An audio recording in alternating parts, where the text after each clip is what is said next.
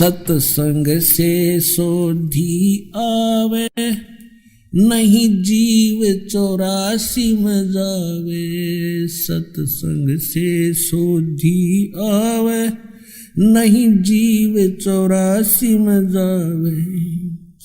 अब मेटो द्वेष और राग, हो राग या उम्र बतेरी जाली। अब मेटो द्वेष और राग, हो राग या उम्र बतेरी जाली। इन्हीं की एक पुस्तक है शंकराचार्यों की, वो दिखाते हैं। ये दास आपको ये सिद्ध करना चाहता है कि बौद्ध धर्म को तो स्टॉप लगा दिया श्री आदि शंकराचार्य जी ने, वो तो बहुत अच्छा किया। और फिर इन्होंने क्या किया कि आसमान से हम गिरे तो खजूर में अटका दिए, तो हमें क्या लाभ हुआ, वहीं फिर लटक रहे हैं, पृथ्वी तक पहुंचे ही नहीं। तो अब पहुंचेंगे हम। अब देखिएगा, ये आदि शंकराचार्य जी द्वारा लिखे गए 5 ग्रंथों का एक समूह है। इसका नाम लिखा है शांकर पंचम। आदि शंकराचार्य विरचित है, पंच ग्रंथानाम संग्रह। आद्य शंकराचार्य द्वारा 5 ग्रंथों का संग्रह इसके अंदर है, इसलिए शांकर पंचम इसका नाम रखा गया है। ये आदि शंकराचार्य थे। और इसका अनुवाद किसने किया है? जगत गुरु शंकराचार्य श्री स्वरूपानंद जी सरस्वती महाराज द्वारा किया गया, व्याख्याकार, इसके अनुवादक है। ये केवल अनुवादक है।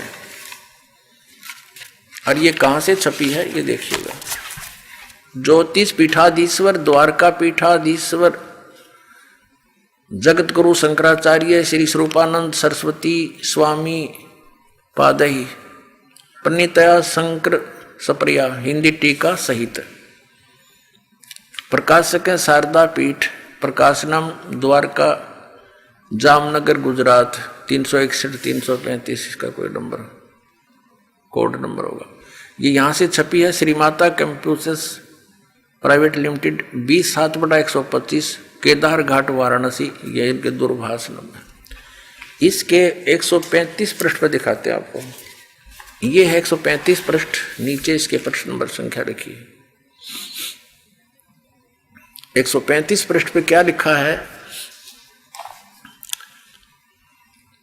ये आदि शंकराचार्य के द्वारा बोले गए श्लोक और लिखे गए, लिपिबद्ध किए गए। 29 नंबर श्लोक में कहा है, किसमें?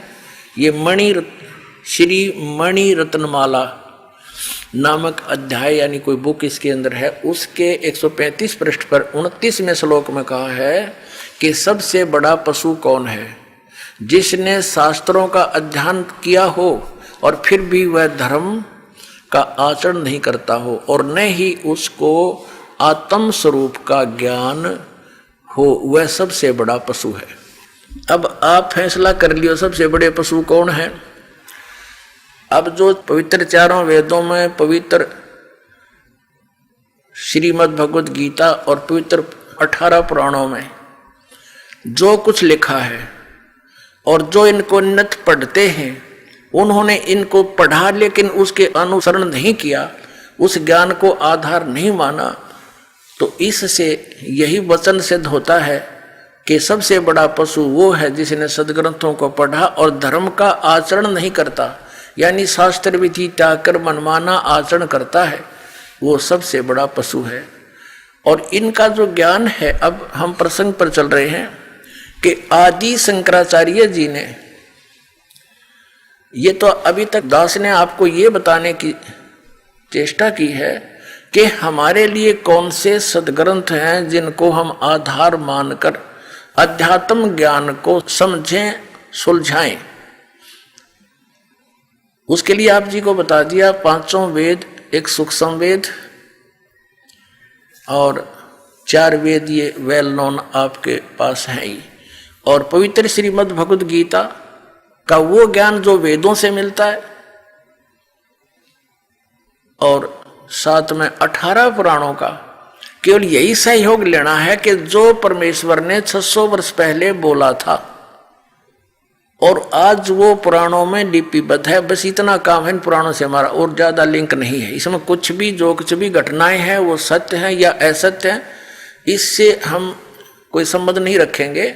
हमारा इन पुराणों को केवल इसलिए प्रमाण रूप में लेना पड़ेगा कि 600 वर्ष पहले परमात्मा ने सूक्ष्म वेद में ये जानकारी दे रखी थी कि ब्रह्मा विष्णु महेश नाशवान है, इनकी जन्म मृत्यु होती है, और इन ब्रह्मा विष्णु महेश के माता और पिता का भी ज्ञान करा रखा है।